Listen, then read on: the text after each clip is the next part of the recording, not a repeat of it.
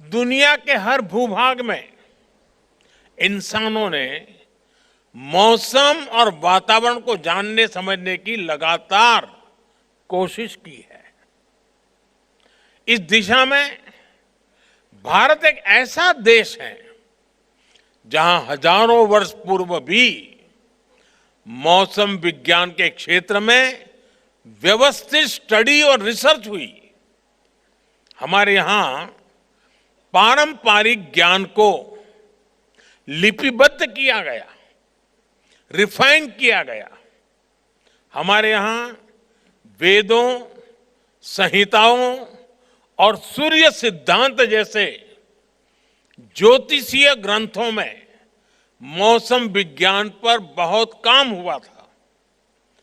तमिलनाडु के संगम साहित्य और उत्तर में गाग भड्री के लोक साहित्य में भी बहुत सी जानकारी उपलब्ध है। और ये मौसम विज्ञान केवल एक सेपरेट ब्रांच नहीं थी, इनमें एस्ट्रोनॉमिकल कैलकुलेशंस भी थी, क्लाइमेट स्टडीज भी थी, एनिमल बिहेवियर भी था और सामाजिक अनुभव भी थे। हमारे यहां प्लैनेटरी पोजीशन पर जितना गणितीय काम, मैथमेटिकल वर्क हुआ वो पूरी दुनिया जानती है। हमारे ऋषियों ने ग्रहों की स्थितियों को समझा। हमने राशियों, नक्षत्रों और मौसम से जुड़ी गणनाएं की। कृषि पराशर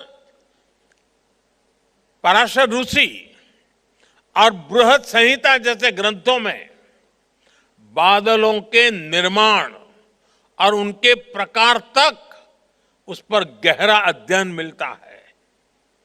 कृषि पराशर में कहा गया है, अतिवातम च निर्वातम, अति उष्णम चाति शीतलम, अत्यभ्रंच निर्भ्रंच षड्विधम मेघ लक्षणम। अर्थात हायर और लोअर एटमॉस्फेरिक प्रेशर, हायर और लोअर टेम्परेचर, इनसे बादलों के लक्षण और वर्षा प्रभावित होती है। आप कल्पना कर सकते हैं, सैकड़ों हजारों वर्ष पूर्व बिना आधुनिक मशीनरी के उन ऋषियों ने, उन विद्वानों ने कितना शोध किया होगा। कुछ वर्ष पहले मैंने इसी विषय से जुड़ी एक किताब, pre modern Kutchi navigation techniques and voyages, ये किताब लॉन्च की थी। ये किताब गुजरात के नाविकों के समुद्र और मौसम से जुड़े कई 100 साल पुराने ज्ञान की ट्रांसक्रिप्ट है। इस तरह के ज्ञान की एक बहुत समृद्ध विरासत हमारे आदिवासी समाज के पास भी है। इसके पीछे नेचर की समझ और एनिमल बिहेवियर का बहुत बारीक अध्ययन शामिल है। मुझे याद है, बहुत करीब 50 साल से भी ज्यादा समय हो गया होगा, मैं कुछ सिमर गिर फॉरेस्ट में समय बिताने गया था। तो वहां सरकार के लोग एक आदिवासी बच्चे को हर महीने 30 रुपया देते थे मानधन। तो मैंने पूछा, ये क्या है, इस बच्चे को क्यों ये पैसा दिया जाता? बोले, इस बच्चे में एक विशिष्ट प्रकार का सामर्थ्य है। अगर जंगल में दूर दूर भी कहीं आग लगी हो तो प्रारंभ में इसको पता चलता है कहीं आग लगी है। उसमें वो सेंसेशन था और वो तुरंत सिस्टम को बताता था और इसलिए उसको हम 30 रुपया देते थे। यानी उस आदिवासी बच्चे में जो भी उसकी क्षमता रही होगी वो बता देता था कि साहब इस दिशा में से कहीं मुझे स्मेल आ रही है। साथियों, आज समय है हम इस दिशा में और ज्यादा रिसर्च करें। जो ज्ञान प्रमाणित हो उसे आधुनिक साइंस से लिंक करने के तरीकों को तलाशें। साथियों, मौसम विभाग के अनुमान जितने ज्यादा सटीक होते जाएंगे उसकी सूचनाओं का महत्व बढ़ता जाएगा। आने वाले समय में आईएमडी के डेटा की मांग बढ़ेगी।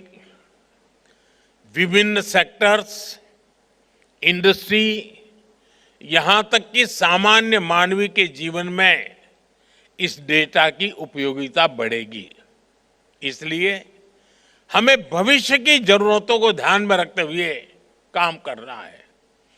भूकंप जैसी प्राकृतिक आपदाओं की चुनौतियां भी है, जहां हमें वार्निंग सिस्टम को डेवलप करने की आवश्यकता है।